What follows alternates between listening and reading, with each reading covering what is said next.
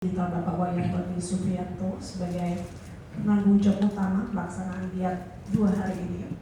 Saya senang sudah diundang, senang sudah melihat sebagian, nanti setelah ini akan lebih banyak lagi kita ke labnya. Namun tadi dilaporkan bahwa giat penguatan kapasitas SDM maupun juga penguatan komitmen negara terhadap pengujian perangkat di tanah air ini juga tadi sedikit sudah dilaporkan, dan kami terima kasih Pak Dirjen dan seluruh tim. Boleh dilihat dulu timnya Pak Dirjen siapa saja yang hadir. Kita berikan aplaus dulu semuanya.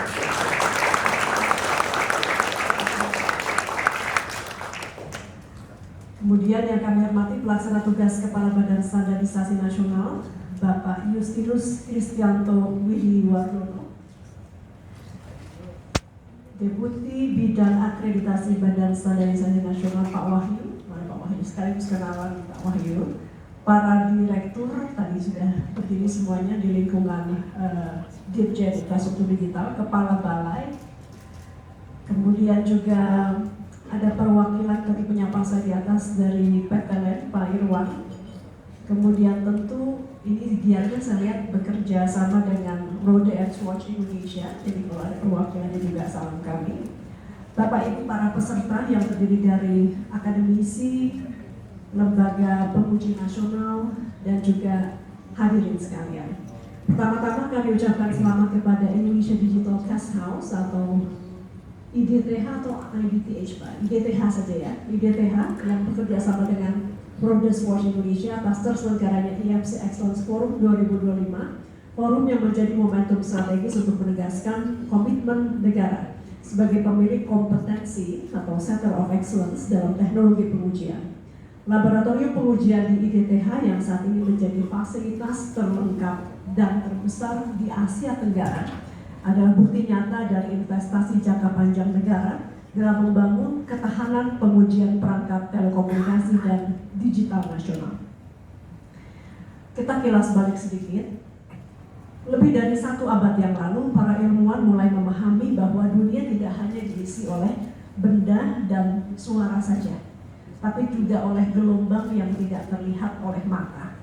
Pada tahun 1864, James Clerk Maxwell memperkenalkan teori medan elektromagnetik yang menjadi dasar dari seluruh perkembangan teknologi komunikasi modern.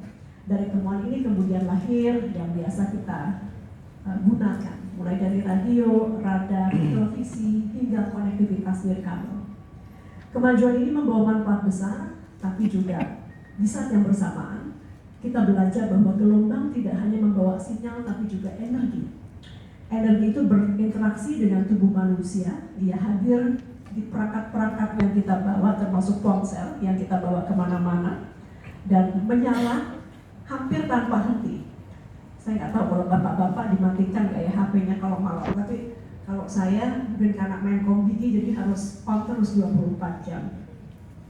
Oleh karena itu, negara memiliki kewajiban agar menjaga setiap manusia di Indonesia dari pancaran yang menyentuh tubuh manusia agar berada dalam batas aman dan juga terkendali. Karena yang tidak terlihat bukan berarti tidak berdampak, dan yang setiap hari menemani hidup harus diuji sebelum dipercaya.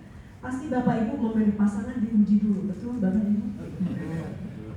Apalagi kita lebih banyak sama perangkat telekomunikasi daripada sama pasangan kita. Jadi kalau pasangan saja diuji, apalagi perangkat yang menemani kita hampir 24 jam.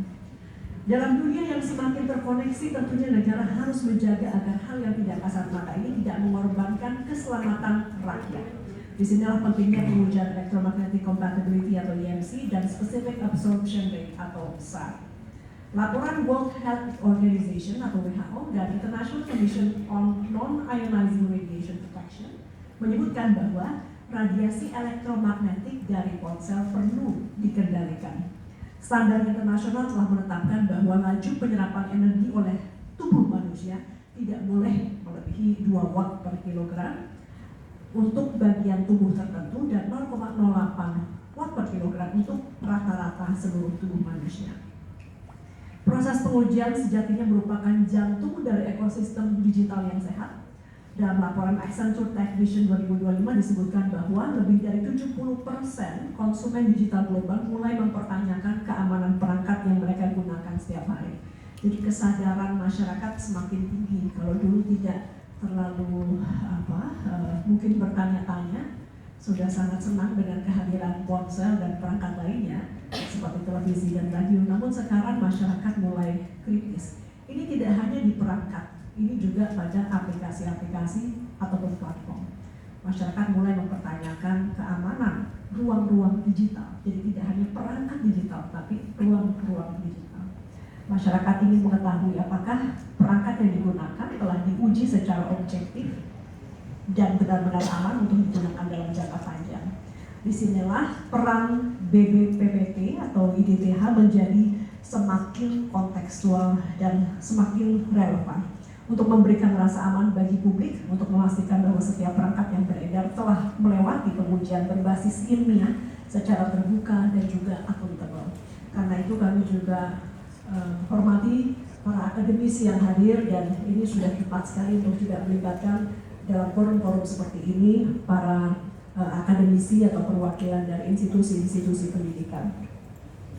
Bapak Ibu sekalian, kita masuk kepada kolaborasi dengan BSN. Tidak ada satu lompatan besar yang dimulai tanpa langkah kecil, dan tidak ada satu tujuan besar yang bisa kita lakukan sendiri. Karena itu kita bergandengan dengan BSN, kita punya laboratorium yang lengkap, sumber daya manusia yang mumpuni, serta komitmen kelembagaan yang semakin kuat. Dan bersama BSN, kita akan mensahkan komitmen dalam penyederhanaan tahapan kerjasama penguatan mutu pengujian.